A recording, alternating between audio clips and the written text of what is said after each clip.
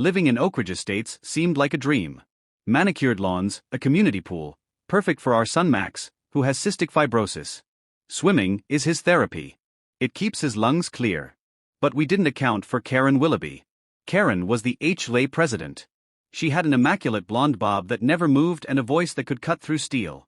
She didn't just enforce the rules, she weaponized them. The first time we met, I was installing a small ramp for Max's equipment. Karen marched up my driveway, clipboard in hand. "I don't recall the architectural committee approving this modification," she said, treating my son's accessibility ramp like a pile of trash. I cited the Americans with Disabilities Act. She smiled tightly and walked away. But I knew this wasn't over. Karen didn't like being challenged, especially by an engineer who knew the rulebook as well as she did. Over the next few months, the violation notices became a flood. Trash cans visible for 30 minutes too long?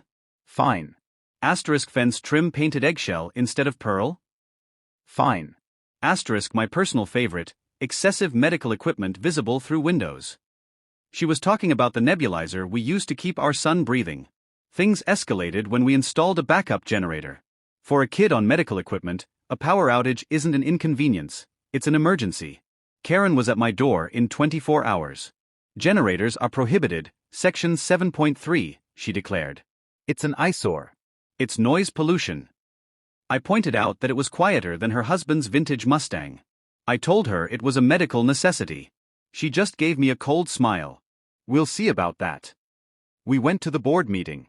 I brought Max's doctor on a video call. Faced with massive legal liability, the board actually voted in our favor.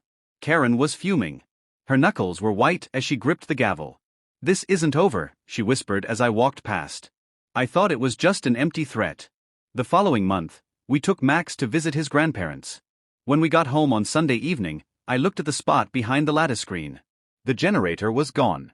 I checked the security footage. There was Karen, at 7:15 Saturday morning, acting like a four-star general. She was directing two men in unmarked coveralls, gesturing imperiously as they disconnected and hauled away our $2,000 medical equipment. She actually looked satisfied. I called the police. When they saw the video, their eyebrows shot up. "Mrs. Willoughby?" the officer asked. "We've had calls about her before." Because the generator was worth over $1,000, this wasn't an HOA dispute anymore. It was grand larceny. A felony. An hour later, a cruiser pulled up to Karen's colonial house. I watched from the window. Her body language shifted from confident leader to terrified suspect in seconds. The next morning, I watched the Queen be escorted to a police car in handcuffs. My phone started exploding with texts from neighbors. Apparently, Karen had refused to tell the police where the generator was, claiming she had the right to remove it. That turned a civil matter into criminal obstruction. Detective Rivera called me later that day. They found the generator in her brother-in-law's warehouse.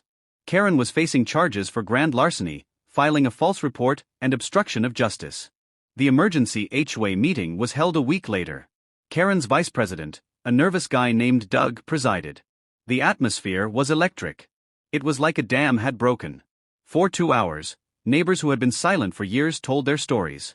Arbitrary fines. Personal vendettas. Selective enforcement. A motion was made to remove Karen permanently. As the votes were tallied, Karen, who had been hiding in the back row, stood up and screeched. "This is all your fault," she pointed at me. "You and your special needs and your special equipment." The room fell dead silent. "Do you have any idea what this is going to do to my real estate business?" she whispered, mascara streaking down her face. That was the first time I saw real fear in her eyes.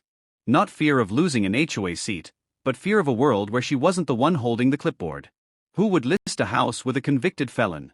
She stormed out, the door slamming behind her. The reign of Karen Willoughby was over. Karen thought property values and aesthetic integrity were more important than a child's life. She thought her title gave her the power to ignore the law. She was wrong. Oak Ridge Estates is a lot quieter now. Max is swimming in the pool. The generator is back on its pad.